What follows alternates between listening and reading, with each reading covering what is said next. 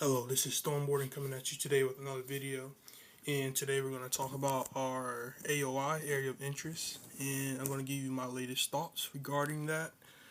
And then towards the end of today's video, we're going to talk about the pretty high storm chance this evening here in the Carolina. So without further ado, let's get into it. So our area of interest has been very anemic. And yesterday when we talked about this, we talked about how we had some mid-level dry air, basically shunting any convection that did develop around around this area of interest. So it's been very anemic, and even though I was favoring development of this system, I am currently not because it just seems like we're in the year of limiting factors, and limiting factors have been taking over pretty much all season. So I'm going to show you here our area of interest, which is still at a 40% chance. However, I wouldn't be surprised if this drops a little bit down to like 30% chance of the formation, because it just looks like this is going to have a really tough time to really develop into anything significant, let alone a depression or a storm, tropical storm. So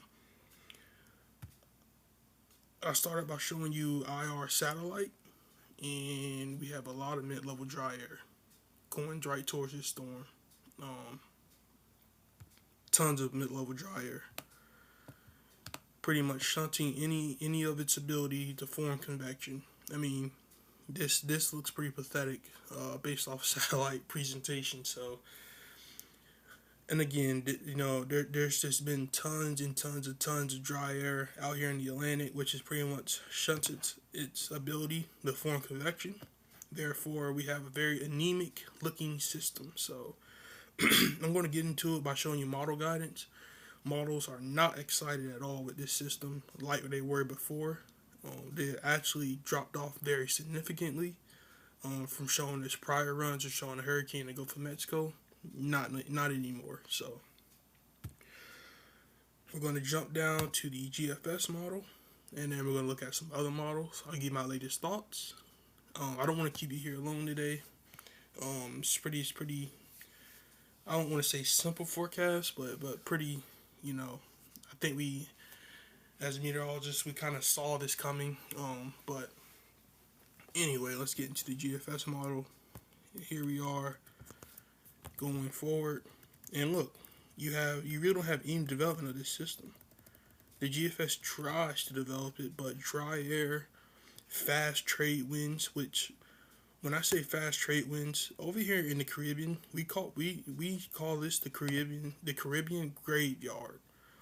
The reason we call this the Caribbean graveyard is because you usually have fast trade winds over this area that usually doesn't allow these storms to really gain any significance to them, which is why this whole pattern just doesn't look favorable for this storm to really develop.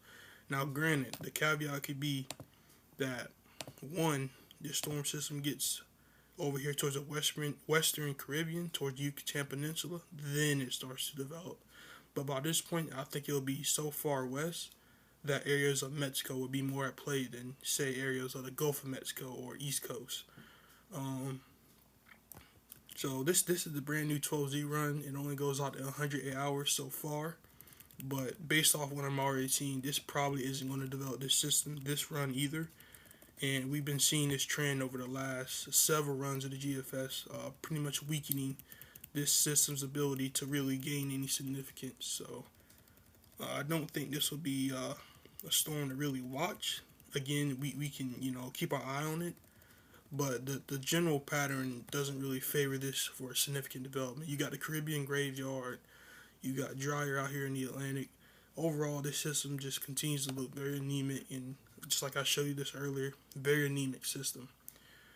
Now here we had a Canadian model, and again, it does develop the system, but as I stated before, it gets so far west that by this point, Mexico's at a much better play than, say, any areas of the U.S., such as Gulf of Mexico or the East Coast.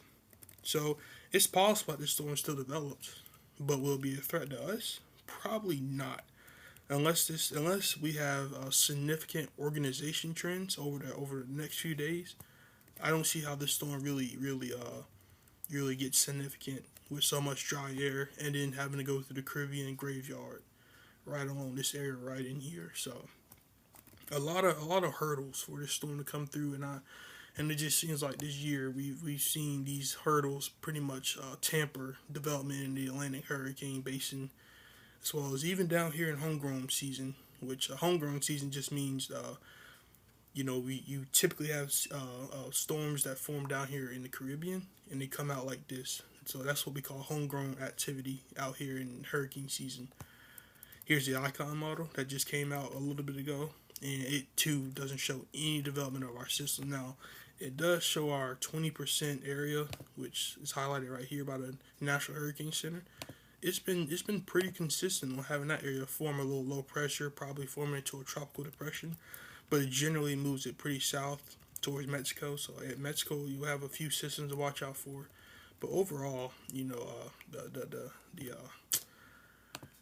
Atlantic hurricane season is very quiet, and I expect that to continue with so much dry air and just a lot of limiting factors right now. Here's a Euro model, and it too shows this system having a hard time developing. So overall, we're not looking at a significant threat of any hurricanes or tropical systems hitting the United States. I'll say at least for the next 7 days.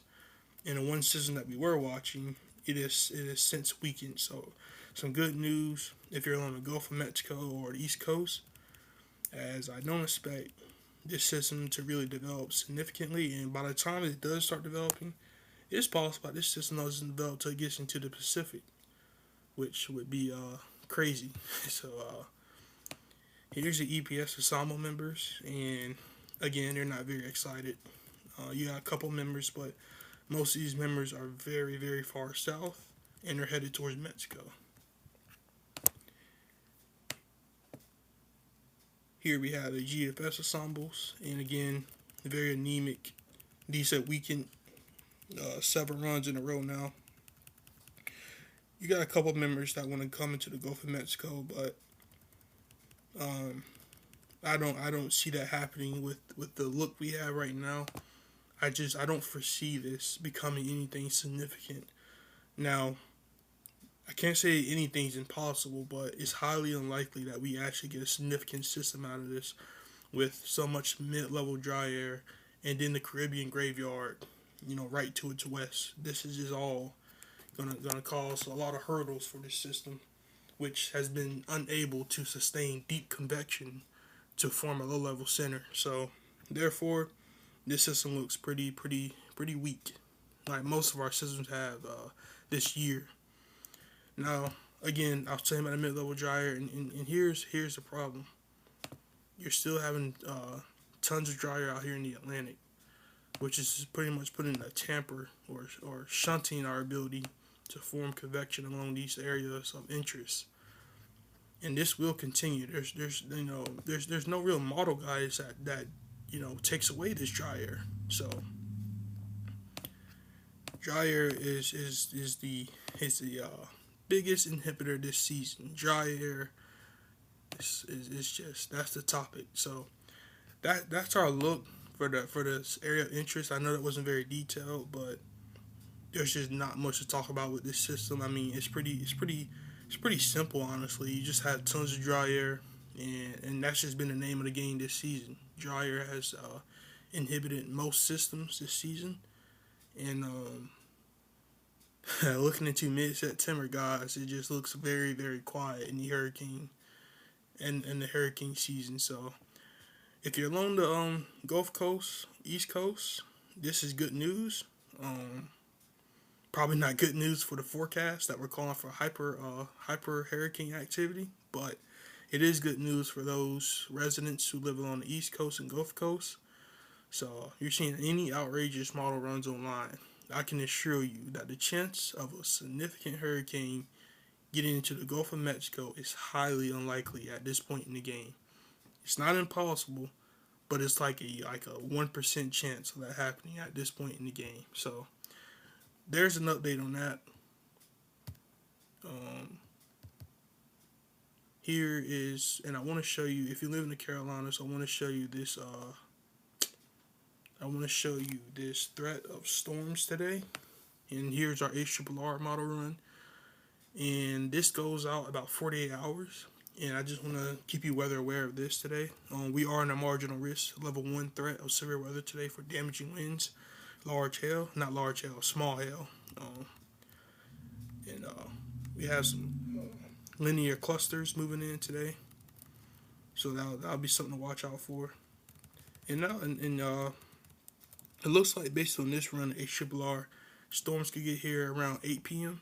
and probably last through the overnight. So probably have some thunderstorms to watch out for tonight. But other than that, in the weather world, not much to look at.